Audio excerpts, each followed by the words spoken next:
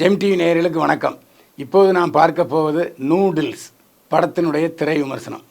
Noodles படத்தில் சரவணன், ஷீலா மற்றும் பல புதுமுகங்கள் நடித்திருக்கிறார்கள். எப்போதுமே எந்த சூழ்நிலையிலும் போலீஸ் இன்ஸ்பெக்டர் மற்றும் காவல்துறை அதிகாரிகளை நம்ம பயிற்சியவே கூடாது. ரெண்டாவது அவங்கள திட்டவும் கூடாது. அவங்க நம்மளை திட்டினா கூட அப்படியே பொறுமை காத்து எஜெக்ட் ஆயிடணும். ஒரு வேளை நீங்கள் போலீஸ் அதிகாரியை பயிற்சிக்கிட்டீங்கன்னு வச்சிங்க, ஏன்னா நாம் எப்போவுமே தவறு செய்கிற ஆட்கள். தப்பு செய்யும்போது கரெக்டாக வாய்க்காலில் காத்திருக்கிற கொக்கு மாதிரி பறந்து வந்து உங்களை மீன் மாதிரி தூக்கிட்டு போயிடுவாங்க. அப்புறம் ரொம்ப சிக்கலாயிரும். அதனால தான் போலீஸ்காரங்களை பார்த்தோன்னே சார் வணங்க சார்னு எல்லோரும் போகிறது. அதுவும் தப்பு செய்கிறவங்க கண்டிப்பாக சல்யூட் அடிச்சே ஆகணும். சரவணன் ஒரு நியாயமான போலீஸ் அதிகாரி. எப்போவுமே பெரிய போலீஸ் அதிகாரி ஏதாவது சொன்னார்னு வச்சுங்க, அதை உடனடியாக கீழ்ப்படிஞ்சு அதை நிறைவேற்றணும். அதான் கீழில் உள்ள லெவலில் உள்ள போலீஸ் அதிகாரிகளுக்கு கடமை. அந்த அடிப்படையில் பெரிய போலீஸ் அதிகாரி சரவணன் சொல்லார், ஏப்பா 3ஆம் தெருவில் அந்த மொட்டை மாடியில் ஒரே ரப்சராக இருக்குது, சத்தம் போட்டு இருக்காங்க, மணி 11 மணி ஆச்சு, போய் படுக்க போய் சொல்லுன்னு. இது யதார்த்தமாக சொல்ல வந்த இடத்துல, ஏங்க எங்கள் மொட்டை மாடி வீட்டில் நாங்கள் சத்தம் போட்டா உங்களுக்கு என்ன இன்னும் உரிமை பேச ஆரம்பிச்சிருவாங்க. இந்த உரிமை பேசுகிறது அப்படியே வாக்குவாதமாகி சட்டை பிடிச்சி இழுக்கிற போலீஸ் அதிகாரி சட்டை பிடிச்சி இழுக்கிற மாதிரி ஆயிரும். ஓ போலீஸ் அதிகாரியை அடிக்க வர்றியா இன்னும் சொல்லி பிரச்சனை பெருசாயிரும். அப்புறம் அன்னைக்கு பார்த்து அந்த போலீஸ் அதிகாரி சரவணன் போயிடுவார். அதுக்கப்புறம் இவன் தப்பு செய்யும்போது மாட்டிக்கிடுவார். அந்த முதல் மாடியில் இருக்கவங்களும் 2ஆவது மாடியில் இருக்கவங்களும். அதில் முக்கியமாக மாற்றுறது யாருன்னா சக்தியும் ஷீலாவும் பக்கத்து வீட்டுக்காரரும் மாற்றிடுவாங்க. ஏன்னா ஷீலா தான் அதில் வந்து உரிமை போர் தொடுக்கிறது, உரிமையை சொல்கிறது, எங்கள் மாடியில் வந்து நான் ஏன் இது பண்ணு சொல்லி.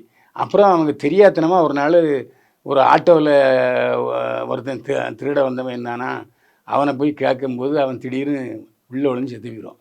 வீட்டுக்குள்ளே வந்து விழுந்து செத்து போயிடுவான். இப்போ தான் சிக்கல் வரும். அந்த பணத்தை மறைச்சிக்கிட்டு இருப்பாங்க. அப்போ போலீஸ் அதிகாரி வரலாறு சரவணன் 2 பேரும் வேலை வளர்த்து போயிடுவாங்க. அப்புறம் கிளைமேக்ஸ் கொஞ்சம் வித்தியாசமாக சுபமாக முடியுது. இந்த படத்தில் சரவணன் துணை வேடங்களில் நடித்து கொண்டிருந்த வில்லன் வேடங்களில் தோன்றிய சரவணன் இந்த படத்தில் கதாநாயகன் நடிச்சிருக்காரு. பரவாயில்ல, அவருடைய திறமையை நல்லாவே காட்டியிருக்காரு. அவர் தான் இந்த படத்தில் வந்து தயாரிச்சிருக்காரு, மிகச்சிறப்பாக பண்ணியிருக்காரு. அவருடைய பணியை வந்து பாராட்டி தான் ஆகணும். டைரக்டராகவும் ஆகியிருக்காரு. ஒரு சிம்பிள், ஒரு சின்ன பட்ஜெட்டுக்குள்ளே ஒரு நல்ல படத்தை எடுக்கணும்னு நூடுல்ஸ் படத்தை எடுத்திருக்காரு. நூடுல்ஸ்னால் என்ன, இடியாப்ப சிக்கல் இன்னும் அர்த்தம். அதாவது உங்களை வந்து 7:30 சனி வந்துச்சுன்னா விடவே விடாது, எந்த ரூபம் போனாலும் தாக்கிக்கிட்டே இருக்கும். அந்த மாதிரி அந்த ஷீலா குடும்பத்தை அப்படி தாக்கிக்கிட்டு இருக்கும் 7:30 சனி. இதான் நூடுல்ஸு. இந்த இடியாப்ப சிக்கல்லேருந்து அவங்க எப்படி மீள்றாங்கங்கிறது தான் கதை.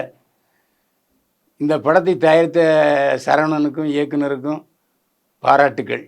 ஏன்னா ஆரம்பத்தில் நான் சொன்னேன் இல்லையா, அந்த மெசேஜை வந்து நீங்கள் ஃபாலோ பண்ணணும்.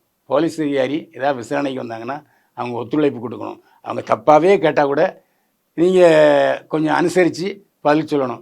தப்பாக கேட்குறாருன்னு நீங்கள் ரைட் பண்ணி வச்சிங்க, சரி பண்ணி வச்சிங்க, அவர் உங்களை சரி பண்ணிட்டு போயிடுவார். இதான் கதை.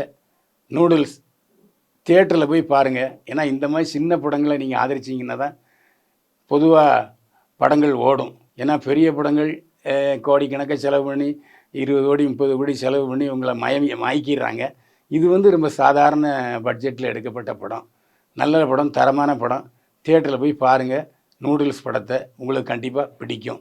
பயில்வான் பார்வையில் நூடுல்ஸ் படத்தின் திரை விமர்சனத்துக்கு 100க்கு 42 மதிப்பெண்கள்.